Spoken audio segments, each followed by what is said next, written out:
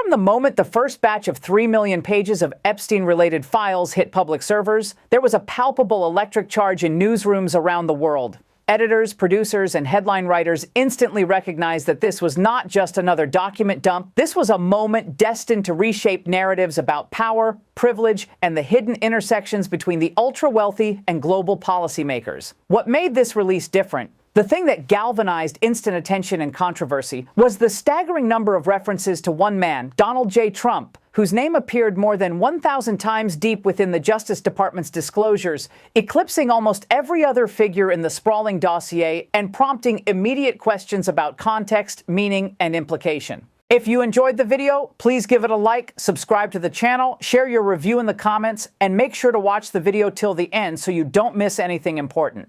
As journalists began to comb through the material, the sheer volume of mentions became a dramatic tension point. Trump's name surfaced in flight logs, informal correspondence, forwarded news clippings, and tangential mentions, layering complexity onto a subject that had already haunted public consciousness for years. The initial reactions from media pundits ranged from stunned curiosity to strategic caution. Because while mentions don't equate to allegations, the optics of being linked, even indirectly, across thousands of pages of material connected to Jeffrey Epstein, a convicted sex offender with an elite global circle, were inherently explosive. Lawmakers and commentators alike spoke of a political earthquake, not because the documents proved new criminal conduct, but because they revealed the texture of networks that once operated in shadow, now exposed under the harsh glare of transparency and public scrutiny. Within hours, competing narratives emerged. Some commentators framed the extensive references as contextual artifacts, including files like printouts of Trump's public biography and peripheral mentions unrelated to wrongdoing, while others argued that the volume alone demanded deeper public inquiry and accountability. This juxtaposition set the stage for the drama to unfold. Supporters rallied behind claims of media distortion and political weaponization, whereas critics demanded that the flood of references, regardless of context, be examined for even a sliver of actionable insight. And so the world watched, primed on the edge of revelation, as an avalanche of documents challenged not only reputations but fundamental questions about how power and legacy interlace in modern America. Heat drama accelerated when, amid the controversy, Trump himself spoke out, insisting that the files absolve him of any wrongdoing and that the narrative constructed by critics was nothing more than a politically motivated smokescreen, a claim that immediately fueled further debate and division across public discourse. Every reaction from Trump's camp was parsed, not just for content, but for tone and implication. Allies framed the references as benign or even absurd, whereas opponents saw each denial as evidence of how deeply the issue had now pierced political legitimacy.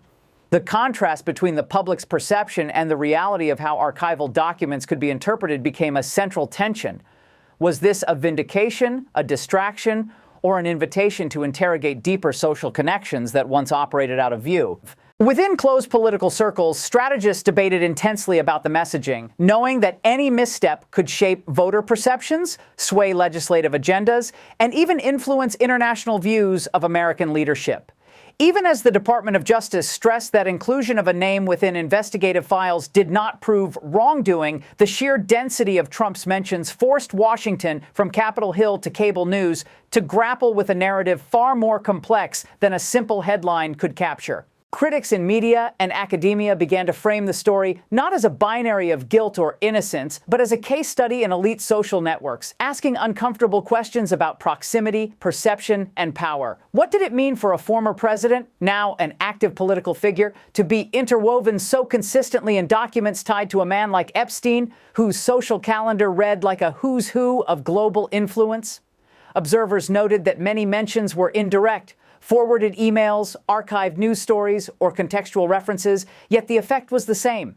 The name of Donald Trump, time and again, appearing like a refrain echoing through decades-old correspondence and records. This pattern ignited conversations about how public figures are represented in historical archives and how society should weigh mention against meaning, especially when the underlying materials include rumors, tips, unverified submissions, and hearsay that officials warned might contain false or sensationalist claims. Social media lit up with memes, debates, and competing interpretations as ordinary citizens grappled with how this avalanche of documentation connected to a figure whose public identity was already polarizing. Some viewers saw this as confirmation of deep-rooted concerns about power dynamics.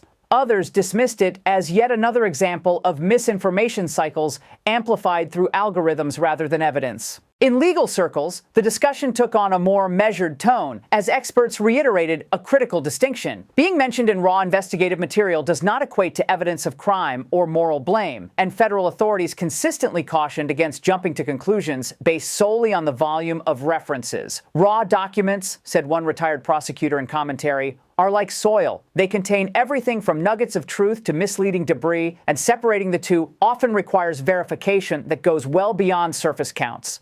Yet even this nuanced explanation did little to quell the emotional and political energy swirling around the story. Pundits on major networks argued fervently that instincts about accountability, truth-seeking, and transparency were all being tested in real time, because this was not merely a historical artifact, but a mirror reflecting how powerful people and institutions are cataloged and sometimes weaponized through archival material. Public opinion became a battlefield, with each side marshaling data points, anecdotes, and historical context to elevate their interpretation of what the thousands of references really signified. Wikipedia. Meanwhile, outside formal media and political spaces, ordinary observers began to sift through the implications with a blend of curiosity, skepticism, and visceral reaction. On blogs, forums, and comment threads, people grappled with what it meant to see a name repeatedly in documents tied to one of the most notorious criminal cases in recent memory. Some recounted prior public remarks from decades past. Others noted that historical social circles among the wealthy often overlapped without necessarily implying misconduct. Still others saw the sheer weight of numbers, more than 1,000 mentions, as an inevitability of archival search methodologies rather than a purposeful indication of misconduct. Even in these debates, though, there was an underlying recognition that information, once public and quantified, invites interpretation, and that the sheer scale of a name's recurrence invites psychological and cultural associations that transcend strict legal interpretation. Amid all this, historical context began to surface. Trump and Epstein's acquaintance, once a footnote in society columns, had been publicly acknowledged by both men years earlier, with Trump's own remarks from the 1990s about Epstein's social presence resurfacing in archived media reports. These past comments, often casual and socially oriented, now took on new weight as historians and cultural critics weighed the evolution of public figures' reputations over time. The juxtaposition of then mundane social banter with now potentially significant archival mentions underscored a central narrative tension in the public's collective mind. How do we judge association when legal culpability is absent, but social proximity is documented? In many ways, this was a story not just about Trump or Epstein, but about the broader cultural conversation around accountability, memory, and the ways in which powerful lives are recorded, interpreted, and repurposed by history. By the time Part 1 reaches its close, there was already an unmistakable sense that this was not a story that would fade quickly. The flood of references to Donald Trump, whether 1,000 or 3,000 or tens of thousands according to various archival searches, had pierced the surface of public media and lodged itself in the psyche of a global audience, struggling to differentiate between mention and meaning, context and consequence, evidence and interpretation. As late-night pundits dissected the story, as lawmakers issued statements, and as social media threads stretched for miles, one truth became absolutely clear. In the digital age where every archival mention is trackable, searchable, and shareable, the mere presence of a name can trigger a cultural event with as much power as any court verdict or legislative revelation. And the world, already on edge from polarized information flows, would never quite see archived documents the same way again. Just as the first wave of Epstein's newly released files sent shockwaves across media networks, the moment analysts began drilling into the data, a second, deeper layer of the drama emerged. Not because the documents contained new criminal evidence, but because they revealed how intensely the public and political machinery reacts when a powerful leader's name repeatedly appears in a massive trove of government material, and in this case, that material totaling over 3 million pages, 180,000 images, and 2,000 videos, included hundreds to thousands of references to President Donald J. Trump in contexts ranging from archival flight logs and email threads to metadata and FBI tip indices, even as the Department of Justice was explicitly clear that these mentions did not establish new criminal charges, and many included records the agency itself warned were untrue and sensationalist claims. The release, mandated by the bipartisan Epstein Files Transparency Act, aimed to peel back decades of sealed investigatory material about Jeffrey Epstein's network of powerful associates, but instead became a battleground over interpretation, with every mention of Trump instantly rippling through the political ecosystem and drawing both fervent denial and feverish speculation. What was striking about this wave wasn't merely the frequency of references, but what they represented in the public imagination. For critics, a symbol of the tangled web of elite social circles that once surrounded Epstein, and for defenders, a cautionary reminder that mention does not prove wrongdoing. A nuance repeatedly underscored by federal officials who stressed that the documents contained unverified tips, contextless metadata, and even third-party summaries rather than direct evidence. Drama deepened fast when the White House itself entered the fray, with President Trump's first public comments on the matter insisting that the release absolves him of any wrongdoing and scoffing at what he called efforts by the radical left to weaponize raw investigatory material, statements that sent political commentators into a frenzy of analysis because they revealed not just a denial of liability, but an aggressive framing of the narrative, one that turned a massive bureaucratic disclosure into a political wedge, a Fortnite-like battlefield where each side interpreted the same set of facts to fit opposing worldviews. Behind the cameras, senior aides and legal strategists worked feverishly to craft statements that balanced legal caution with reputational defense, knowing that in the court of public opinion, even innocuous mentions could be reshaped into viral sound bites, hashtags, and headlines that voters would see without context. Media producers, sensing a ratings opportunity, cut clips of Trump officials addressing the files into countless live segments, each framed around the tension between transparency and weaponization, as pundits debated whether the sheer number of mentions, hundreds up to several thousand according to some searches, mattered more than the content of those mentions. Telegraph The Independent. Meanwhile, across the political divide, lawmakers demanded accountability and nuance in equal measure. Some Democratic leaders pressed for even more transparency, accusing the Department of Justice of withholding files and redactions that shielded powerful figures like Trump from fuller scrutiny, while others pointed out that the DOJ's own statements acknowledged that many of the claims in the released documents were unfounded and originated from unverified tips submitted to the FBI in prior years. Republican allies, on the other hand, echoed White House messaging that the narrative was being hijacked by partisans and that the focus should instead remain on the systemic crimes of Epstein and his co-conspirators, a rhetorical doubling down that underscored how legal interpretation and political instinct were now tightly interwoven in public responses. Yet the pressure to produce clarity only magnified the spectacle, because every hearing request, press release, or social media post about the files became another layer of drama in a story that was never really about the files alone,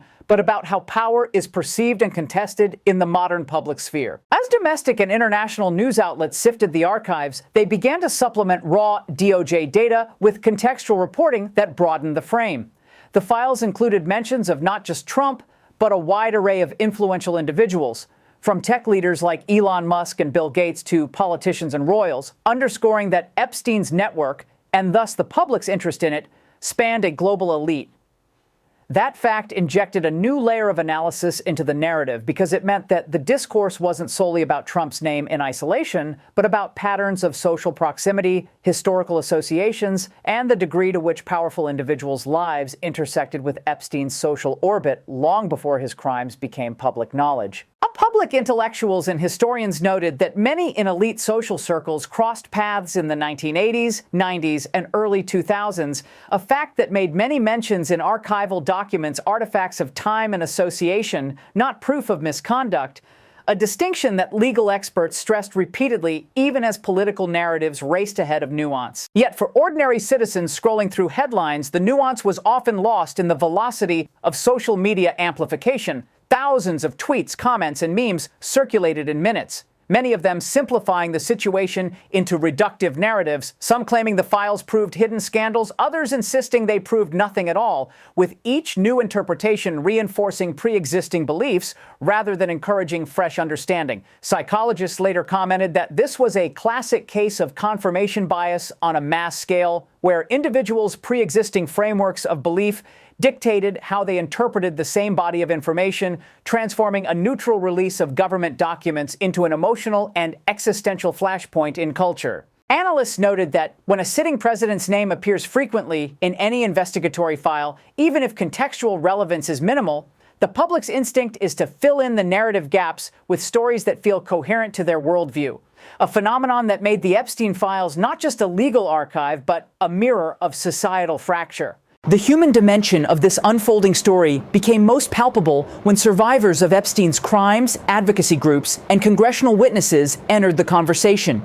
Not about Trump specifically, but about the unintended consequences of releasing massive troves of sensitive material without sufficient redaction protocols, a problem critics argued had re-exposed victim information and caused harm even as it sparked global interest. Survivors' advocates pointed out that while public interest understandably focused on high-profile names, the real human tragedy within the documents were accounts of exploitation and the need for accountability and justice for victims, a perspective that frequently got drowned out by the political noise swirling around mentions of famous figures. This clash of priorities, institutional transparency, political spectacle, and victim protection, laid bare a core tension at the heart of the entire episode. How do societies balance the imperative for openness with the responsibility to protect dignity and truth? As the dust from the initial release began to settle, legal experts stepped into the spotlight to explain what most headlines deliberately left vague, emphasizing that massive document dumps like the Epstein files are rarely neat or definitive, but rather sprawling digital archives filled with raw leads, references, hearsay, and administrative notes collected over years of investigation, meaning a name appearing frequently, even hundreds or thousands of times, often reflects investigative focus, social connections, or cross-reference materials rather than evidence of wrongdoing. A reality that many former federal prosecutors stressed in interviews as they cautioned the public against turning frequency into proof, explaining that when investigators track a major figure connected socially to a suspect like Epstein, their name naturally appears repeatedly across emails, logs, and internal memos as agents attempt to map networks and timelines. Behind the scenes, DOJ officials were reportedly frustrated by how quickly nuance disappeared once the files went public, knowing that the sheer scale of the release almost guaranteed misunderstanding, especially in a hyper-politicized environment where every development involving Trump instantly becomes a national debate rather than a careful legal analysis. What made this moment especially volatile was timing, because the files landed in the middle of an already intense political cycle where trust in institutions was fragile and every disclosure was seen through a lens of suspicion, with some Americans convinced powerful figures were being protected, while others believed the documents were being deliberately misrepresented to damage reputations, creating a climate where even neutral information felt like ammunition in an ideological war. Cable news panels turned into theatrical confrontations, with one side arguing the repeated mentions demanded deeper investigation and the other insisting the documents proved nothing new, while anchors flashed dramatic graphics across the screen that blurred the line between reporting and entertainment, reinforcing the sense that this wasn't just a legal development, but a national spectacle. Inside Washington, lawmakers quietly requested briefings to better understand what the files actually contained, and staffers described long hours combing through searchable databases, trying to differentiate meaningful references from routine cross-checks, discovering that many mentions of Trump were simply administrative, names listed in contact books, travel records referencing social events, or third-party tips that had never been substantiated, which complicated the narrative circulating online. Yet even these clarifications struggled to gain traction in the public conversation because emotionally charged interpretations traveled faster than careful explanations. A dynamic experts in media psychology pointed out was common in high-profile scandals, where outrage spreads more rapidly than fact-checking. This clash of priorities, institutional transparency, political spectacle, and victim protection laid bare a core tension at the heart of the entire episode. How do societies balance the imperative for openness with the responsibility to protect dignity and truth?